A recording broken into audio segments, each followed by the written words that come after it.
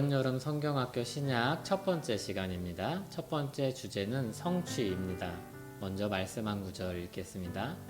시몬 베드로가 대답하여 이르되 주는 그리스도시요 살아계신 하나님의 아들이시니이다. 아멘. 우리가 복음서를 보면 복음서가 영웅담이 아니라는 것을 알 수 있습니다. 그리고 그저 감동적인 이야기도 아니라는 것을 알 수 있습니다. 복음서는 세상 그 어디에도 없는 충격적인 사건인, 그리고 세상에서 가장 좋은 일인 복음의 소식을 전하는 책입니다. 그런데 복음서 저자들은 예수님을 만난 충격을 기록하여 증거하려고 했습니다. 그들은 예수님을 따라다녔고, 그리고 배웠고, 그리고 따라서 살았습니다. 그런데 그들을 가장 충격적으로 몰아넣은 경험은 예수님과 동행한 삶이 아니었습니다. 그들에게 가장 큰 충격을 준 사건은 바로 부활이었습니다. 그 사건을 경험한 제자들은 성령의 능력으로 자신들이 무엇을 목격했으며 그리고 전해야 될 사람인지 깨닫기 시작합니다. 그리고 이들은 예수 그리스도의 부활 사건을 전하며 살게 됩니다. 그리스도의 부활을 근거로 교회가 세워지고 그 교회가 예수님의 가르침을 따라서 삽니다. 부활 사건 이전에는 깨닫지 못했던 예수님의 가르침들이 성령의 조명하심 아래 선명하게 알게 됩니다. 요한복음 2장 22절을 보면 죽은 자 가운데서 살아나신 후에야 제자들이 이 말씀하신 것을 기억하고 성경과 예수께서 하신 말씀을 믿었더라. 주님께서 부활하신 후에야 이들이 주님께서 하신 가르치신 말씀, 그리고 그가 행하신 일들의 의미를 제대로 깨달았습니다. 그리고 요한복음 12장 16절은 이렇게 말씀합니다. 제자들은 처음에 이 일을 깨닫지 못하였다가 예수께서 영광을 얻으신 후에야 이것이 예수께 대하여 기록된 것임과 사람들이 예수께 이같이 한 것임이 생각났더라. 그래서 나중에 부활하신 이후에야 이 제자들이 예수님이 가르치신 말씀의 의미를 알게 됩니다. 예수님의 부활 사건과 성령 하나님의 사역으로 인해서 예수님 생애 전체를 다시 돌아보게 되고, 그리고 새기고, 그리고 전하게 되었습니다. 요한복음 14장 26절입니다. 보혜사 곧 아버지께서 내 이름으로 보내실 성령, 그가 너희에게 모든 것을 가르치고 내가 너희에게 말한 모든 것을 생각나게 하리라. 성령 하나님이 사도들을, 그리고 교회들을 주님의 증인으로 만들었습니다. 부활의 증인으로 만들었습니다. 박해도, 투옥도, 죽음도 그들을 막을 수 없었습니다. 가장 먼저 이 일에 앞장선 사도들로 인해서 예수님의 삶과 죽음, 그리고 부활이 전해졌습니다. 그리고 4권의 복음서로도 기록이 되었습니다. 복음서는 그래서 예수님의 가르침과 행동을 보존하는 것 이상의 의미를 가지고 있습니다. 복음서가 예수님과 관련된 일련의 사건들을 기록하고 있는데, 그리고 그것과 더불어서 그 의미를 밝히 드러내고 있습니다. 다시 말해서 예수님의 가르침과 행동을 종합하고 해석했습니다. 그것이 가지고 있는 의미를 역사와 함께 전달했습니다. 그것이 후대 교회를 위한 첫 세대 사람들의 사명이었습니다. 부활의 경험을 가지고, 그리고 성령의 능력으로 증인으로서 그 시간들을 기록한 것입니다. 복음서가 예수님의 역사를 서술하면서 담아내고자 한 핵심 개념은 그리스도입니다. 이 그리스도라는 말은 메시아의 헬라식 말입니다. 메시아는 기름 부음 받은 사람이라는 뜻으로 구약 성경에서 굉장히 다양한 방식으로 쓰였습니다. 왕이나 제사장 또는 선지자를 임명하는 의식을 쓰일 때도 이 기름 부음 받는다는 의미가 쓰였고, 손님을 환영하는 사회적 예절로서 쓰이기도 했습니다. 신약 성경은 이 단어를 사용해서 예수님을 500번도 넘게 가리킵니다. 그만큼 그리스도라는 호칭은 모든 기독교 신앙의 기초이며 핵심입니다. 베드로는 군중들에게 질문을 받았을 때 이렇게 대답합니다. 사도행전 2장 38절입니다. 베드로가 이르되 너희가 회개하여 각각 예수 그리스도의 이름으로 세례를 받고 죄사함을 받으라. 그리하면 성령의 선물을 받으리니. 그는 믿음의 중심을 기름 부음 받은 자이신 예수님께 있다는 것을 분명히 드러냈습니다. 그러면 이 기름 부음 받은 자라는 뜻인 그리스도 또는 메시아라는 말은 어떤 의미를 가지고 있습니까? 어떤 배경에서 나온 말입니까? 먼저 유대인들의 이야기를 잠깐 다루고 그리고 성경의 말씀을 이야기하겠습니다. 당시 유대인들의 인식은 역사를 해석하는 틀은 약속, 정착, 죄, 유배, 회복 이렇게 5가지 순환 고리를 통해서 역사를 해석했다고 합니다. 그래서 약속은 하나님께서 좋은 약속을 가지고 이스라엘에게 오셨는데 거기에 하나님 백성이 약속을 받고 은혜를 누리는 정착을 합니다. 그런데 죄를 지어서 언약에서 이탈을 하죠. 그리고 유배되어서 그 특권들을 잃어버립니다. 그런데 하나님은 은혜를 베푸셔서 그들이 회개하고 갱신할 수 있도록 합니다.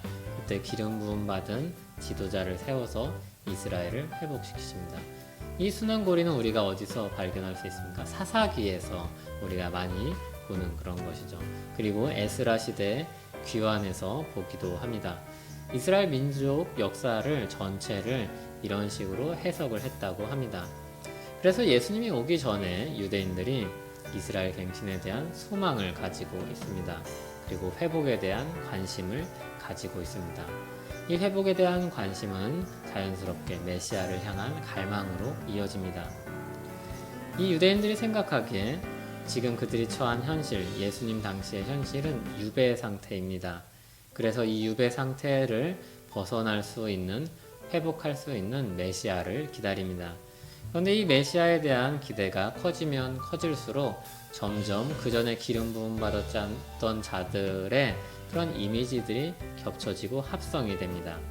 구약 성경에서 기름 부음 받았던 지도자들이 모델이 됩니다. 아담, 모세, 여호수아, 다윗, 엘리야 이런 사람들이 다 하나로 합쳐져서 그들은 슈퍼 영웅을 기다렸습니다.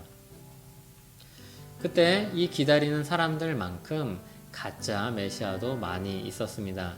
그래서 수많은 자칭 메시아들이 그 땅에 있었습니다. 그리고 그 땅엔 정치적으로도 상당한 갈등을 겪고 있는 상황이었습니다. 그때 그런 배경에서 예수님이 오십니다. 예수님이 행하시는 일들을 보고 예수님이 가르치시는 말씀을 보고 그리고 예수님을 쫓아다니면서 사람들이 이 생각을 하게 되죠. 메시아인가? 그리고 주목하여서 보게 됩니다. 이스라엘의 소망을 성취해 줄까? 사실은 우리의 소망이죠. 우리들이 원하는 방식으로 이 소망을 우리나라를 회복시켜 줄까? 이런 기대를 하고 예수님을 지켜봅니다. 그래서 그때 많은 사람들이 주가 메시아다, 그리스도다 이렇게 말을 하고 묻기도 하는 겁니다. 베드로는 주는 그리스도이십니다 이 고백을 하였었고 그리고 대제사장들은 이렇게 예수님을 십자가에 잡아서 달기 전에 이렇게 말했습니다. 내가 그리스도냐 이렇게 말했습니다. 그리고 예수님은 내가 그니라 이렇게 대답을 하십니다. 그런데 예수님이 그리스도라고 말씀을 하시지만 유대인들의 이상과는 예수님의 모습이 너무 다릅니다. 진짜 메시아가 왔는데 자신들의 기대와 다릅니다. 사람들이 기다렸던 그 이상의 메시아가 오셨습니다. 상상 이상의 메시아가 오셨습니다. 사람들이 기다렸던 메시아에는 신적인 정체성이 없었습니다. 하나님이 사람으로 오실 줄은 몰랐던 것이죠. 그러면 사실은 더 좋은 것인데 더 좋다고 그 사람들이 환영했을까요? 그렇지 않습니다. 오히려 거부하고 제거했습니다. 우리도 그렇죠. 우리가 신앙생활을 하다가 우리가 생각하는 것 이상으로 신앙이 우리에게 요구하는 게 있는 것 같으면 우리는 거부하고 거절하고 그것을 빼려고 합니다. 그런데 예수님이 그 이상의 메시아로서 이 땅에 오십니다. 예수님이 이 땅에 메시아로 오셔서 하나님만 할 수 있는 일들을 하십니다. 사람들을 놀랍게 고치시고 그리고 안식일의 주인이라고 권위 있게 말씀을 하시고 그리고 또 가르치시고 심지어 직접적으로 하나님과 자신을 동일시하시기도 합니다. 예수님은 그렇게 자신이 하나님이심을 그리고 하나님이 이 땅에 오셨음을 세상에 보여주셨는데 사람들은 그것을 받아들이지 않았습니다. 그때까지 그들이 결코 들어보지 못했던 이야기들이기 때문입니다. 예수님은 랍비와 비교할 수도 없었고 예언자들 그 이상의 존재였습니다. 이 사람들이 만난 분은 유일한 분이었습니다. 유일한 하나님이시며 유일한 참 사람이셨습니다. 예수님은 또 하나님으로서 할 수 있는 심판의 권위도 자신에게 있다고 말씀을 하십니다. 이처럼 세상에 들어오신 하나님을 제자들은 만났고 사도들은 만났고 주님의 교회들은 만났습니다. 그리고 사도 베드로가 성령 하나님께서 깨닫게 하신 것으로 주는 그리스도시며 또한 살아계신 하나님의 아들이라고 고백을 하게 됩니다. 베드로가 성령을 통해서 깨달은 것은 이것입니다. 이분이야말로 사람들이 그렇게 기다렸던 메시아 그리스도시라 그것입니다. 그러나 그들이 생각한 이상의 메시아라는 것을 이야기해 줍니다. 살아계신 하나님의 아들입니다. 하나님의 아들이라고 해서 그분보다 못한 존재, 종속된 존재라는 느낌을 주지만 여기서 하나님의 아들이라는 이 표현은 하나님과 동등된 존재라는 뜻입니다. 이 땅에 오신 하나님, 인간의 모습으로 오신 하나님이라는 뜻입니다. 세상은 예수님을 자기 시대의 영웅으로 삼고 싶었습니다. 자신들이 원하는 바를 이루어줄 분으로 삼고 싶었습니다. 그런데 겨우 그 정도가 아니라 그 이상의 분이었습니다. 그래서 사람들이 이 분을 감당할 수 없었던 것입니다. 복음서는 그 사실을 우리에게 증거해 줍니다. 구약의 말씀들이 메시아이신 예수님께 이르러서 성취되었다는 것을 보여줍니다. 그런데 이 성취된 것을 보니까 사람들이 기대하던 것 이상의 분이었습니다. 살아계신 하나님의 아들이었습니다. 하나님이 이 땅에 사람으로 오셨습니다. 이것이 신약 성경이 우리에게 가장 먼저 말해주는 것입니다. 가장 핵심적으로 말해주는 것입니다.